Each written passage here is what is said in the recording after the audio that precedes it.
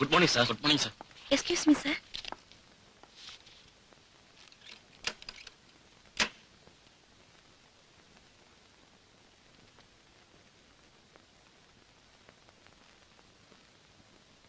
കുഞ്ഞെ,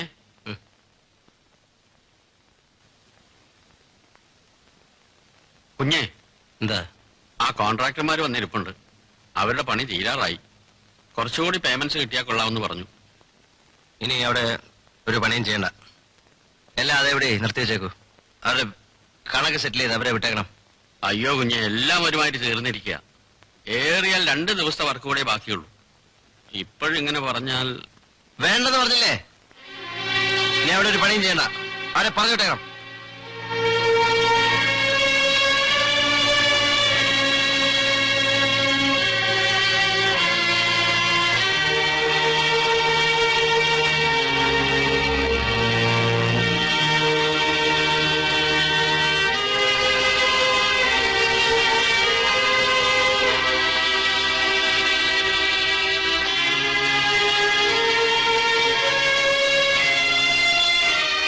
എന്ത് പറ്റിയ കുഞ്ഞെ ചേട്ടന്? കണ്ടിട്ട് സഹിക്കുന്നില്ല. എനിക്കൊന്നും അറിഞ്ഞൂടെ ചേട്ടാ.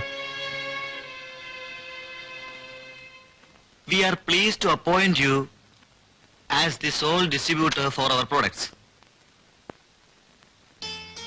ആഹാ, നല്ല ആളാ. 5 മണിക്ക് കൃത്യം വന്നേക്കാന്ന് പറഞ്ഞിട്ട് ദാ മണി 5:30ആയി. ഇനി എവിടെ പോയാലും ടിക്കറ്റ് കിട്ടുക? നീ ഒരു 5 മിനിറ്റ് പുറത്തു വരിക, ഞാനിപ്പോ വരാം.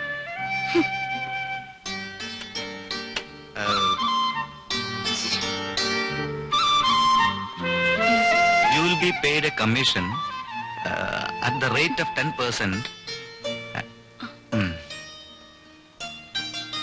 for the sale of our ഇന്ന് products. രാവിലെ ആവട്ടെ sir. It's all right. You continue the dictation. വേണ്ട സർ. And മിസ്സിസ് ഒരുപാട് നേരമായിട്ട് വെയിറ്റ് ചെയ്യുന്നു.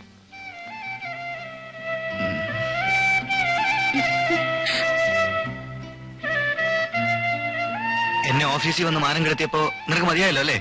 5 മണിക്ക് വരുമെന്നല്ലേ പറഞ്ഞിരുന്നത്? 5:30 വരെ നോക്കി കണ്ടില്ല. ഞാനൊരു ഓട്ടോ പിടിച്ചിങ്ങ് പോന്നു. ഇന്ന് തന്നെ സിനിമയ്ക്ക് പോകണമെന്ന് എന്താ അത്ര നിർബന്ധം? അങ്ങനെ വേണം.